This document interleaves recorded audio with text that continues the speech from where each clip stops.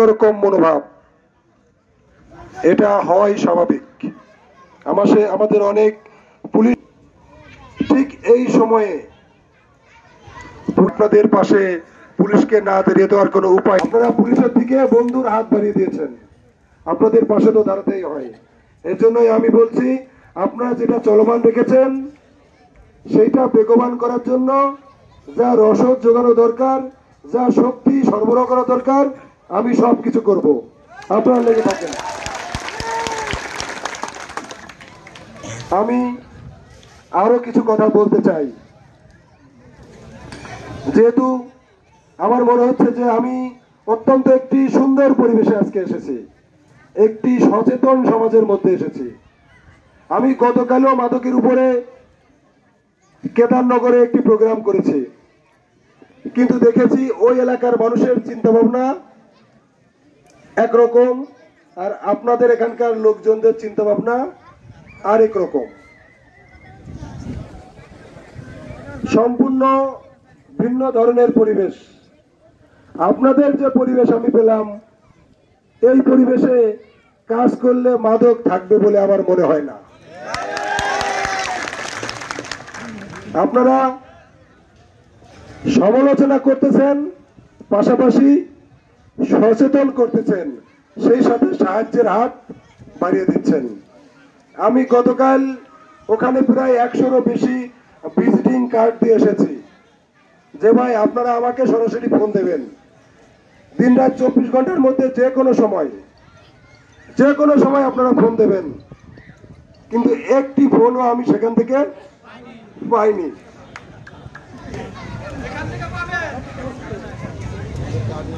আর আপনারা তো মানে না চাইতেই যেখানে পুলিশ অ্যারেস্ট করে পাঠাবে জেলখানায়, আপনারা অ্যারেস্ট করে 2 জনকে পাঠিয়ে দিয়েছেন আমার কাছে। আমি আর কি বলবো। তারপরেও যেটা না বললেই নয়, এই যে বাচ্চাদেরকে দেখতেছি, একেবারে শিশু মা বোনদেরকে দেখতেছি, আসলে সকলের অংশগ্রহণ দরকার। এক ভাই বলেছেন, সকলে মিলে যখন অংশগ্রহণ করবে তখন মাদক থাকবে না।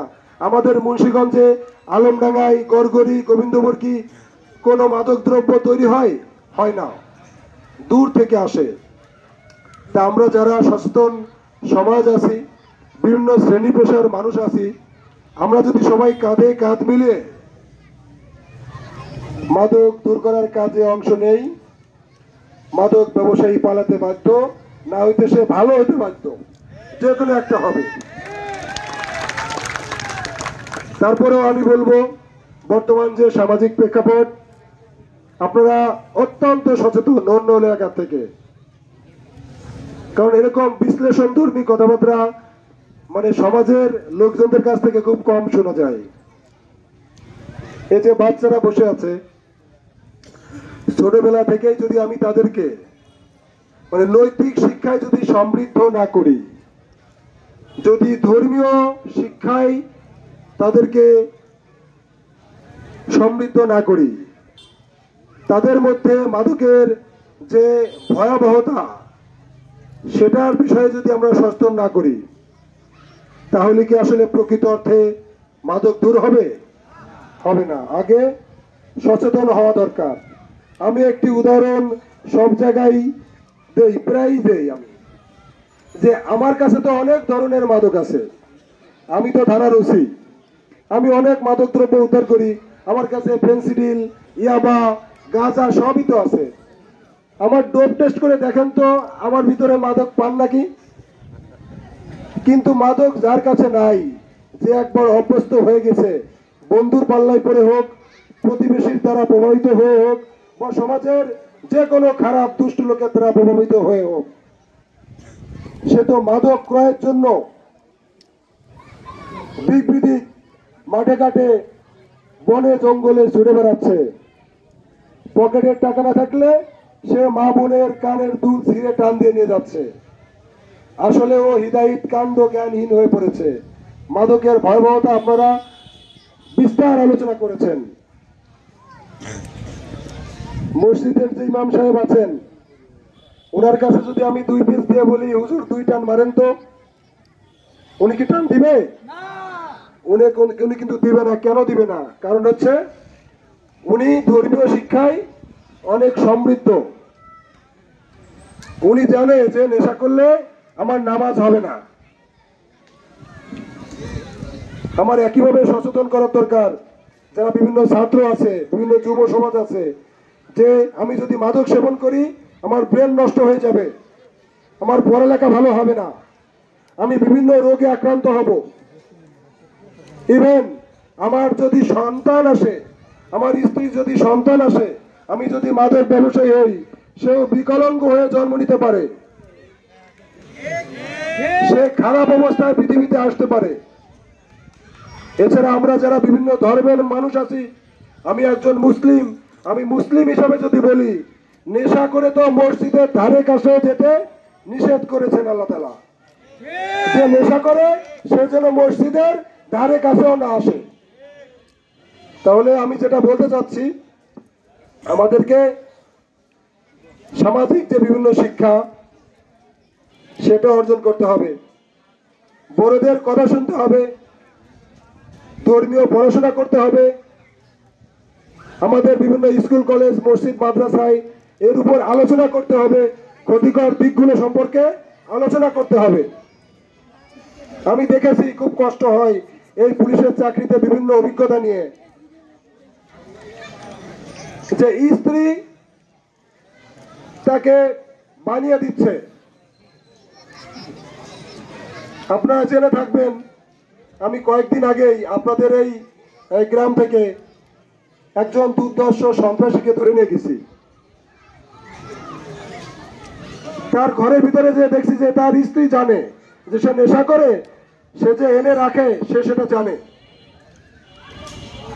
তাহলে আমি যদি শুধু পুলিশ সচেতন হই, মসজিদের ইমাম সাহেব সচেতন হই, স্কুলের শিক্ষক সচেতন হই, হবে?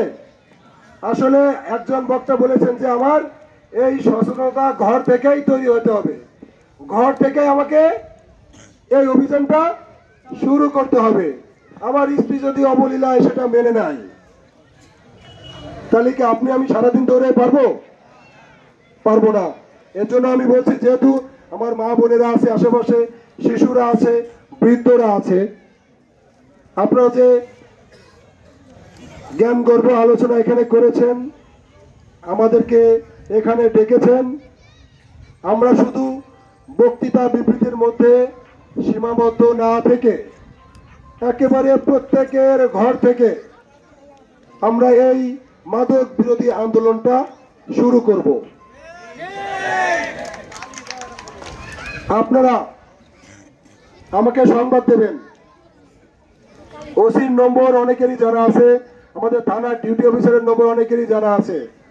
তারপরেও আপনাদের একটি বিশেষ সুবিধা হচ্ছে, আপনাদের ঘরের কাছে একটি পুলিশ ক্যাম্প রয়েছে। যদি আমার পুলিশ না আসে আমি ব্যবস্থা নেব।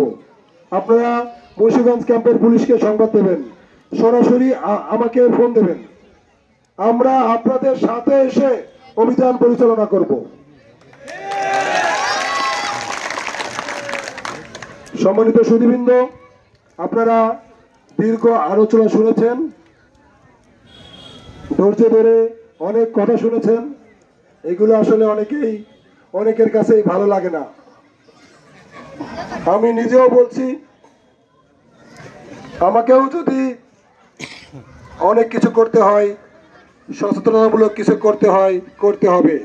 আমাদের তদন্ত সাহেব বলেছেন, অভিযানে বক্তব্য দিচ্ছি, আবার পিছনে যায়, মঞ্চের পিছনে যায় একটি টান মেরে আসতেছি, এরকম কোনো কিছু যেন না হয়। আমাদের সমাজে দু চারজন দুষ্ট লোক কিন্তু সবসময় থাকে, আমরা সেই দুষ্টদের হাত ভেঙে দিতে চাই।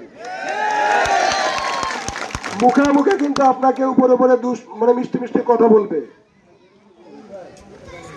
আবার মাদক ব্যবসায়ীকে ধরে নিয়ে গেলে ভাই সে তো আমার লোক, ভাই অন্যভাবে নেবেন না, অন্যভাবে ব্যাখ্যা বিশ্লেষণ করবেন না, একেবারে বাস্তব অভিজ্ঞতা থেকে বলতেছি।